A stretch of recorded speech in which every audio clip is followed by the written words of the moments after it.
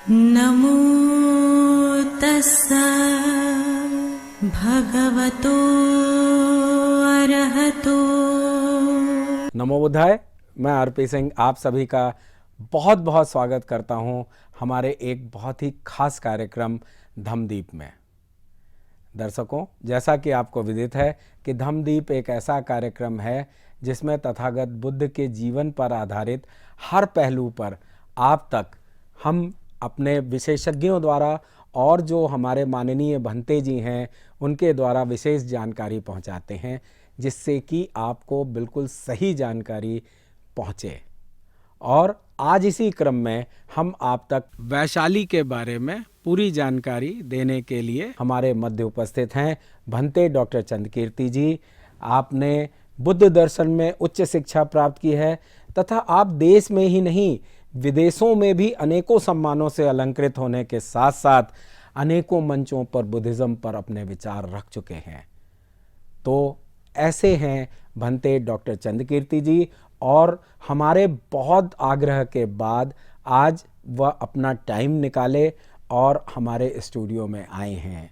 तो हम स्वागत करते हैं भंते डॉक्टर चंद्रकीर्ति जी का। नमो बुद्धाय भंते जी। नमो तस्सा भगवतो अरहतो सम्मा संबुद्दस्सा। नमो तस्सा भगवतो अरहतो सम्मा संबुद्दस्सा। नमो तस्सा भगवतो अरहतो सम्मा संबुद्दस्सा। भंते जी, बहुत बहुत साधुवाद आपको कि आपने हमारे दर्शकों को अपना आशीर्वाद दिया और साथ ही उन्हें एक नया जोश दिया, एक नई स्फूर्ति दी, जिससे कि वह आज का दिन आपके मार्गदर्शन के हिसाब से या बुद्धा के मार्गदर्शन के हिसाब से अपना पूरा दिन अच्छा बिताएं और आगे आने वाले समय में अच्छे कार्य कर सकें। अब इसी क्रम को आगे बढ़ाते हुए कृपया हमारे दर्शकों को वैशाली के बारे में विस्तार से जानकारी दें। बहुत बहुत धन्यवाद आरपी सिंह जी। आज हम लोग इस धम्मदीप कार्यक्रम में विस्तार से चर्चा करेंगे वैशाली के बारे में। वैशाली एक प्राचीन काल से एक बहुत ही प्रसिद्ध शहर रहा है, और जैसे 16 जनपद थे उस काल में, वैसे ही वैशाली भी मगध की तरह ही एक जनपद हुआ करता था। यहाँ पर व्यापार के बड़े बड़े केंद्र थे, और यहाँ का जो वातावरण है, यहाँ की जो सुंदरता है वो काफ़ी लोकप्रिय थी। और इस सुंदरता की वजह से वैशाली काफ़ी उस काल में प्रसिद्ध था। और तथागत गौतम बुद्ध के आने के बाद जब वो यहाँ पर इस स्थान को विजिट करते हैं तो आप देखेंगे कि ये और भी प्रसिद्धि बढ़ जाती है। तो वैसे ही वैशाली में तथागत गौतम बुद्ध स्वयं ने 3 बार जो है वहाँ पर उन्होंने भेंट दी थी, वहाँ के लोगों को उपदेश दिया था। वैसे देखा जाए तो वैशाली जो है महावीर जी की भी जो है ये जन्मस्थली रही है, और इसलिए ये वैशाली नगर जो उस काल में 16 जनपदों में से एक कहे जाने वाला, जो कि मगध की तरह ही बहुत ही प्रसिद्ध था, और यहाँ की जो ख्याति है वो काफ़ी दूर दूर तक फैली हुई थी। और जब ये तथागत गौतम बुद्ध यहाँ पर आते हैं तो आने के बाद वहाँ के लोगों को उपदेश करते हैं, उन्हें समझाते हैं धम्म, तो यह एक नगर बहुत ही प्रसिद्ध हो जाता है।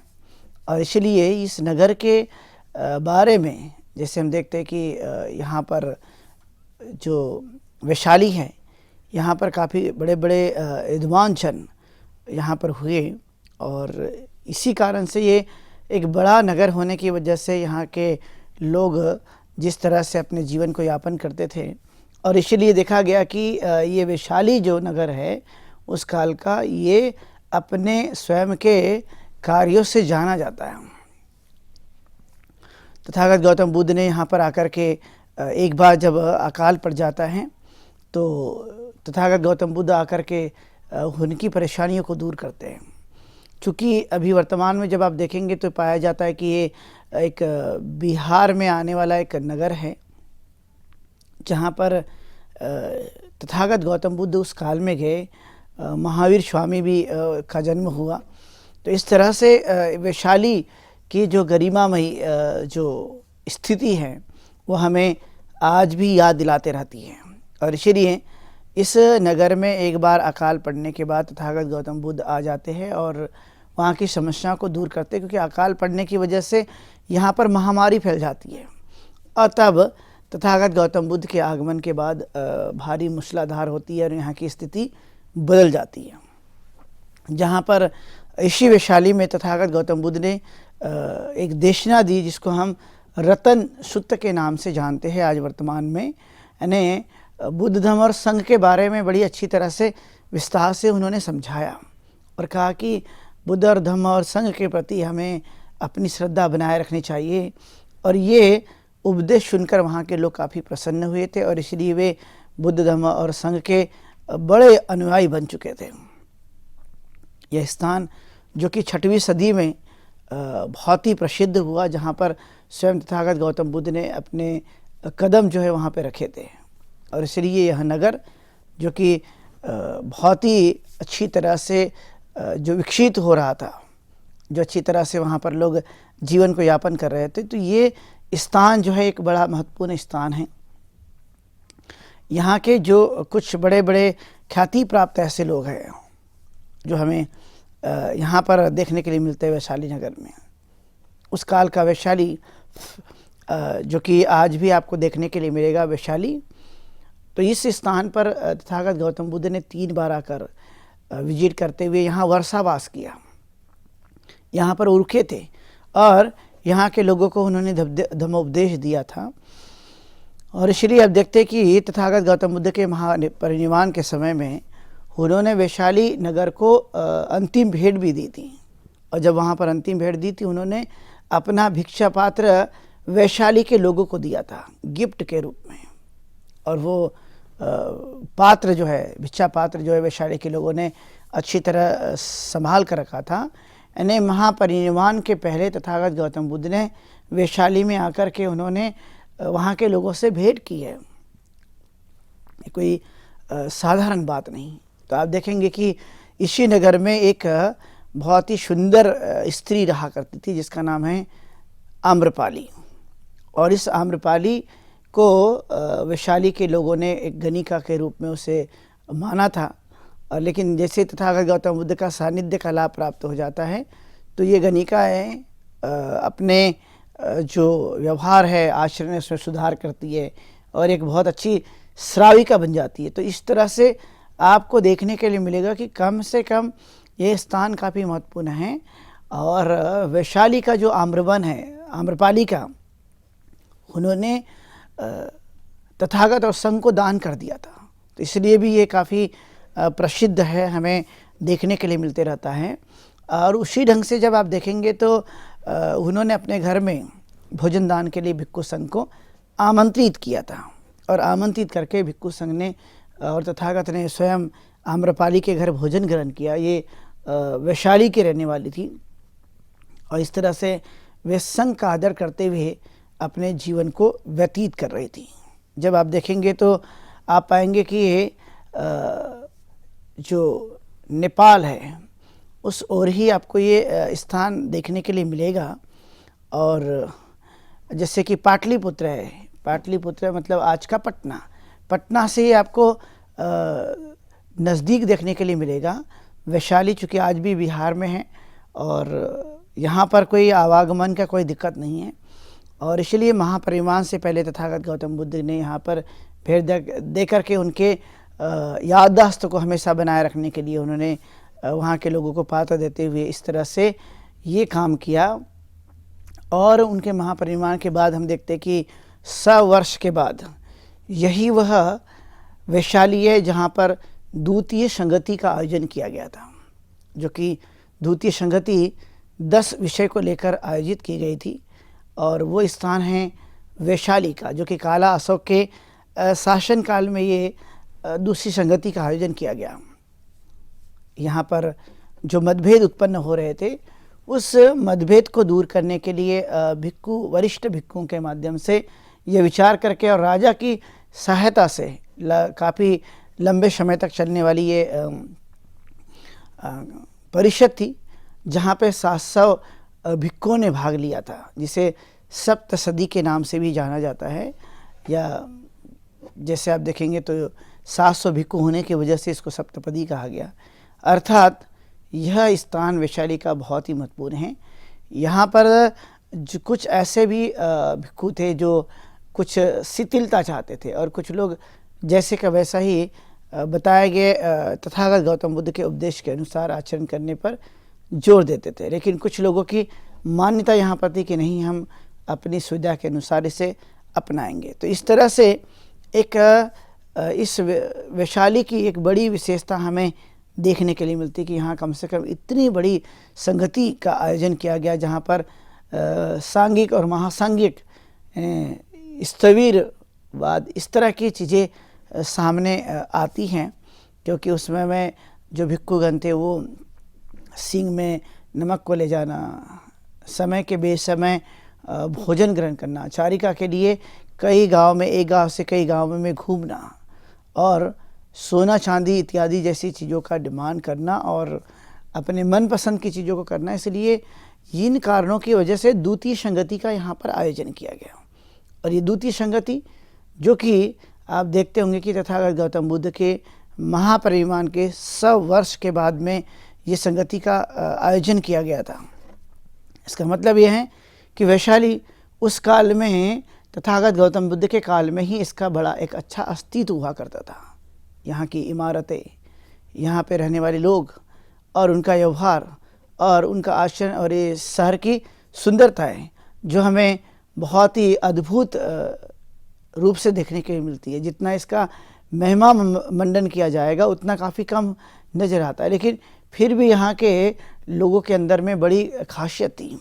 और एक सबसे बड़ी बात हमें देखने के लिए मिलती रहती है कि वैशाली से ही गणतंत्र की शुरुआत हुई। वैशाली एक ऐसा नगर जहाँ पर प्रजातात्मिक रूप से, गणतंत्र रूप से यहाँ पर शुरुआत की गई थी। इसलिए उस काल का पहला शहर, और वर्तमान में भी आप देखेंगे तो वैशाली जो कि गणतंत्र का एक बड़ा शहर माना जाने वाला था। या यहाँ पर देखेंगे कि वैशाली के वज्जी और लिच्छवी लोग रहा करते थे इस वैशाली में। और इस वैशाली ने गणतंत्र प्रणाली को ये बड़ा विकसित किया था, एडाप्ट किया था उन्होंने। यहाँ पर जनता के द्वारा राजा को चुनने की प्रथा देखने के लिए मिलती रहती है, जो कि कालांतर में ये बड़ी लोकप्रिय हुई। और अभी भी आपने देखा कि ये प्रजातांत्रिक व्यवस्था जो कि बड़ी ही लोकप्रिय है, और ये सम्राट अशोक ने इसी व्यवस्था को बाद में कालांतर में अंगीकार किया। लेकिन उस समय लोकतंत्र का जो महत्वपूर्ण उदय हमें देखने के लिए मिलता है वो है वैशाली से। इसलिए वैशाली के लोग गणतंत्रात्मक व्यवस्था को मानने वाले लोग थे, वह अच्छी तरह से इसको आत्मसात करते थे। इसलिए बाद में 16 जनपद और उसके जितने भी इर्द गिर्द रहने वाले प्रदेश या देश के अंदर अलग अलग हिस्सों में यह गणतंत्रात्मक व्यवस्था हमें देखने के लिए मिलते रहती है। चूँकि वज्जी लोग बड़े ही तथागत गौतम बुद्ध के प्रति श्रद्धा का भाव बनाते थे, और उन्हें लगता था कि ये जो गणतंत्रात्मक व्यवस्था है ये बहुत ही अच्छी व्यवस्था है, इसलिए इसे हमें मानना चाहिए। इसलिए तथागत ने वज्जी संघ के लिए 7 बातें बताई थी, जिसे हम सप्त परिहानी धम्म कहते हैं। सामाजिक एकता के लिए और गणतंत्रात्मक प्रणाली को और भी मजबूत बनाने के लिए ये सप्त परिहानी धम्म बहुत ही महत्वपूर्ण भूमिका अदा करता है, और वो वैशाली के लोगों ने इसको आत्मसात किया था। 7 बातें जो कि बड़ी संख्या में मिलना, बार बार मिलना, मीटिंगें करना, और जब सब लोग इकट्ठा होते तो सबके एक जैसे विचार बनना, महिलाओं का सम्मान करना, और जो वृद्ध जन हैं उनका सम्मान करना, और सार्वजनिक स्थानों की देखरेख करना, और जो कुछ भी हमें प्रेरित करते हैं, हमें मार्गदर्शन देते हैं, हमें ज्ञान देते हैं, वह उनका भी एक प्रकार का आदर करना, उनकी कही हुई बातों को सुनना। तो इस तरह से 7 बातें यह वैशाली के लोगों ने आत्मसात किया था।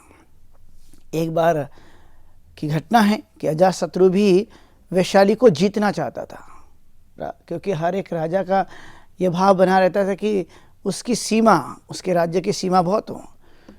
वो अपने प्रदेश के यदि वो मुख्य है या उन्होंने ठीक से अपने इस काम को किया हुआ है, तो आप देख पाएंगे कि वे और भी दूसरे प्रदेशों को या दूसरे राज्यों को जीतना चाहते हैं। तो राजा का यह स्वभाव था। उन्होंने एक बार वशकार ब्राह्मण को भेजा कि जाइए और बताइए तथागत से क्या हम लोग वज्जी लोगों को जीत पाएंगे। तब इस प्रसंग पे तथागत गौतम बुद्ध भिक्खु आनंद को बुलाते हैं। आनंद को बुलाने के बाद कहते हैं कि बताइए कि ये जो मैंने 7 बातें वैशाली के लोगों को बताई थी, वे मानते हैं या नहीं मानते। तो उन्होंने कहा कि मैंने पता किया है कि वे 7 बातों का बड़ी अच्छी तरह से पालन करते हैं, उनमें किसी भी प्रकार की कोई दिक्कत नहीं। तो उन्होंने कहा कि इनकी एकता की वजह से, तब आनंद भिक्खु के बताए जाने के बाद उन्होंने वस्त्रकार ब्राह्मण को कहा कि जाइए अजातशत्रु को बता दीजिए, क्योंकि अजातशत्रु कभी भी वज्जियों को जीत नहीं पाएंगे। कारण क्योंकि वज्जी लोग बड़ी एकता के साथ रहते हैं और अच्छी तरह से अपने राज्य का संचालित करते हैं, और वो सब मिलजुल कर रहने की वजह से उन्हें कोई भी जीत नहीं पाएगा। तब वस्त्रकार ब्राह्मण ने जाकर अजातशत्रु को बताया कि यह बड़ा मुश्किल काम है वज्जी को जीतना, क्योंकि उनकी अपनी एक एकता है। इसलिए एक सामाजिक एकता और गणतंत्र के लिए यदि कोई जगह या स्थान जानी जाता है उस काल में या वर्तमान के इस परिप्रेक्ष्य में, तो आप देखेंगे कि सबसे ज़्यादा कहीं पर ये चीज़ें देखने के लिए मिली है, वह है वैशाली नगर, जो प्राचीन काल का 16 जनपदों में से एक हुआ करता था। और वहाँ के लोगों ने इसको बड़ी गंभीरता से आत्मसात किया। इसलिए बड़े बड़े लोग इन वज्जी संघ को नहीं जीत पाते थे। ये बड़े बहादुर थे, बड़े शक्तिशाली थे, और यह एकता होने की वजह से बहुत ही शक्तिशाली बन जाते, क्योंकि आप देखेंगे एकता के अभाव के कारण कुछ नहीं कर सकते। इसलिए वैशाली उस काल का नगर, जो कि वहाँ के लोग गणतंत्रात्मक व्यवस्था को मानने वाले थे, मतलब राजा के द्वारा चुना गया प्रतिनिधि, जिसे या जनता के द्वारा चुना गया प्रतिनिधि, जिसके द्वारा अच्छी तरह से इस काम को संचालित करना बड़ा आसान है, क्योंकि वह मनसा के अनुरूप होता है। इसलिए तथागत गौतम बुद्ध ने इस बातों पर विशेष जोर देते हुए बताने की कोशिश की, कम से कम ये चीज़ें होना ज़रूरी है। और वैसे यदि आप देखेंगे तो पाएंगे कि ये 7 बातें अंगीकार करने के बाद वैशाली के जो लोग थे, जिनके अंदर में ये सभी करुणा, मैत्री और जितने भी सद्गुण हैं, उन सद्गुण को आत्मसात करने के लिए विशेष बल दिया करते थे। इसलिए वैशाली नगर, जो कि उस काल का एक बहुत ही महत्वपूर्ण शहर रहा है, और उस शहर के आधार पर जब आप देखेंगे तो बहुत अच्छा काम हमें करते हुए या देखते हुए हमें ये दिखाई देता है। और इसलिए हमें ये वैशाली की जो लोकप्रियता है उस काल की, यह हमें अधिक समझ में आती है। इसलिए वस्त्रकार ब्राह्मण ने जाकर अजातशत्रु से कहा कि नहीं, हम कभी भी वज्जियों को जीत नहीं पाएंगे जब तक वे तथागत गौतम बुद्ध की बताई हुई बातों को अमल में लाएंगे, तब तक वे कभी परास्त नहीं हो सकते। इसलिए जो इच्छा थी अजातशत्रु की जीतने की, वह समाप्त हो जाती है, और वज्जी संघ की एकता की वजह से, उनके अंदर में सभी लोग को मिलजुल करके रहने की भावना की वजह से उन्हें कोई परास्त नहीं कर पाया। यह सबसे एक बेहतरीन क्वालिटी, या जिसे हम गुणधर्म कहते हैं, वो हमें इस वैशाली नगर के लोगों के अंदर में देखने के लिए मिलता है, क्योंकि यहीं से वह सबसे बड़ी शुरुआत होती हुई नज़र आती है। बाद में आप देखते हैं कि इसी कार्यों से प्रभावित होकर तथागत गौतम बुद्ध के 3 बार यहाँ पर आने की वजह से, यहाँ के विहारों में वर्षावास करने की वजह से, और साथ में उन्होंने यहाँ पर वैशाली नगर के लोगों को भिक्षा पात्र दिया था। इसलिए इस याद में सम्राट अशोक के द्वारा इस जगह में 2-2 स्तूप का निर्माण किया गया, जो कि बहुत ही सुंदर, आकर्षक, जहाँ पे तथागत गौतम बुद्ध की अस्थियों को रखा गया, और यह एक पवित्र स्थान के रूप में स्तूप यहाँ पर हमें देखने के लिए मिलता है। यहाँ के स्तूप आप देखेंगे तो ईंटों से बने हुए हैं, जो बहुत ही आकर्षक और बहुत ही आदमकद हमें देखने के लिए मिलते रहता है। तो ये सम्राट अशोक के द्वारा यहाँ पर ये स्तूप चैत्य और विहार निर्माण किया गया, क्योंकि तथागत गौतम बुद्ध के याद में, क्योंकि तथागत गौतम बुद्ध के चरण और उनकी देशना इसी वैशाली के अंदर में हुई थी, इसलिए उन्होंने वहाँ पर बड़ा ही महत्वपूर्ण काम किया, जो कि पूरी दुनिया में यह वैशाली का, जैसे बोध गया है, सारनाथ है, लुम्बिनी है, इस तरह के जब हम नाम देखते तो हम पाते कि ये तो बहुत बड़े स्थान रहे हैं तथागत गौतम बुद्ध की मूल घटनाओं के। वैसे ही वैशाली भी यह एक मूल घटनाओं के शहर में से एक माना जाता है, कोई अलग नहीं। ऐसे तो बहुत सारी जगह जहाँ पर उन्होंने अपना विजिट किया था, लेकिन कम से कम वैशाली में आकर के उन्होंने अपने श्रद्धा भाव को लोगों के सामने प्रकट किया। लोग भी बड़ा आदर और सत्कार के साथ में उनका सम्मान करते थे, और ये बातें हमें देखने के लिए मिलती रहती है। और हेनसांग फाइयान, जिनको चाइनीज़ यात्री थे, या वो जब भारत में पढ़ने के लिए आते हैं, जैसे कि नालंदा में उन्होंने पढ़ाई की, उन्होंने वैशाली में जाकर देखा, तो वे अपने भारत यात्रा में जो कई जगह को उन्होंने शामिल किया, उसमें उन्होंने वैशाली को भी शामिल किया कि यह एक ऐसा स्थान है जहाँ पर बड़े बड़े स्तूप और विहार का निर्माण किया गया, और इसलिए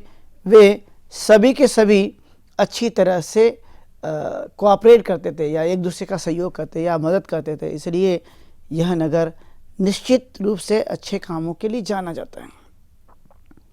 और वे लिखते हैं कि यह जगह कोई साधारण जगह नहीं है, एक बहुत ही ऐतिहासिक जगह रही है, और इस ऐतिहासिक जगह में खुद फायान हेनसांग जो है वो यहाँ पर आकर गए हैं, और उन्होंने स्वयं बड़े अच्छे ढंग से यहाँ का वर्णन किया कि यहाँ पर जब आप देखेंगे तो पाएंगे कि ये बड़ी सुंदर जगह है, और बड़े बड़े स्तूप और बड़े बड़े विहार यहाँ पर निर्माण किए गए हैं। सुंदर सा दृश्य आपको यहाँ देखने को मिलेगा। उनकी यहाँ अस्थियाँ रखी गई, और लोग जो है यहाँ पर अपने श्रद्धा व्यक्त करने के लिए आते हैं। पहले के काल से लेकर अब तक आप देखेंगे कि यह स्थान आता है, और इसलिए आप देखते हैं कि अब ये इसको टूरिज्म के अंडर में इसको लाया गया, और ये टूरिज्म डिपार्टमेंट यह इसकी देखरेख करने पर जोर देता है, क्योंकि यह प्राचीन भारत की धरोहर रही है वैशाली में। इसलिए इस जगह को जो सरकार के माध्यम से टूरिज्म विभाग है वो पूरी तरह से इसकी देखरेख करते रहता है। इसलिए आज भी इस वैशाली में बहुत सारे अधिक संख्या में लोग हैं अपने श्रद्धा व्यक्त करने के लिए आते हैं, अपना नगमत्सव होते हैं, क्योंकि उन्हें पता है कि यहाँ पर तथागत गौतम बुद्ध के चरण पड़े और उनके अस्थियों को यहाँ पे रखा गया है। इस तरह से एक महत्वपूर्ण इतिहास के पन्नों में छुपा हुआ एक वैशाली का नगर, जो कि बहुत ही प्रसिद्ध रहा है, और इसकी प्रसिद्धि आप जानते हैं कि किस किस तरह से यहाँ के लोगों ने अपने आप को आगे बढ़ाने पर पूरी तरह से मदद की।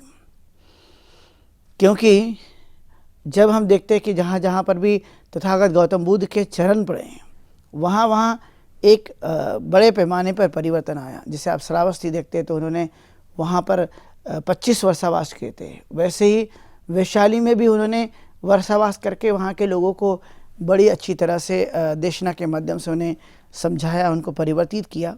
और यह एक दृश्य जो कि हमें वहाँ पर देखने के लिए मिलते रहता है, उसका जो वहाँ का स्तूप का आकार है, तो आप देखेंगे कि गुंबदाकार है, और चारों तरफ से बड़ी अच्छी तरह से मजबूती के साथ उसको डिजाइन किया गया है।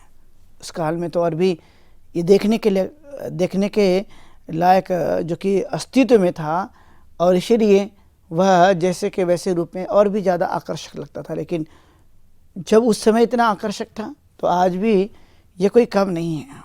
अपनी पुरानी अस्तित्व के आधार पर या पुरानी बनावट के आधार पर अभी भी हमें वह सुंदर बनावट उनकी देखने के लिए मिलती रहती है, जो कि बहुत ही मजबूत टिकाऊ और ईंटों का ठीक तरह से उपयोग करने के कारण उसकी ठीक तरह से बनावट की गई। क्योंकि आप जानते हैं कि तथागत गौतम बुद्ध के धम्म में ये स्तूप एक पूजा का स्थल माना जाता है, जहाँ पर बुद्ध की हो या उस समय के अरहतों की हो या भिक्षु की अस्थियों को डाल दिया जाता है और वहाँ पर पूजा की जाती है। तो इस तरह का एक बड़ा इतिहास जो है या जहाँ की प्रमुख घटनाएं हमें वैशाली में देखने के लिए मिलते रहती है। इसलिए यहाँ पर लंबे समय तक धम्म के ऊपर में विचार विमर्श किया गया यहाँ के वरिष्ठ भिक्षु के कारण। यदि कोई बातें तालमेल नहीं खा रही है तो वह बैठ करके उसे ठीक करने पर जोर दिया करते थे,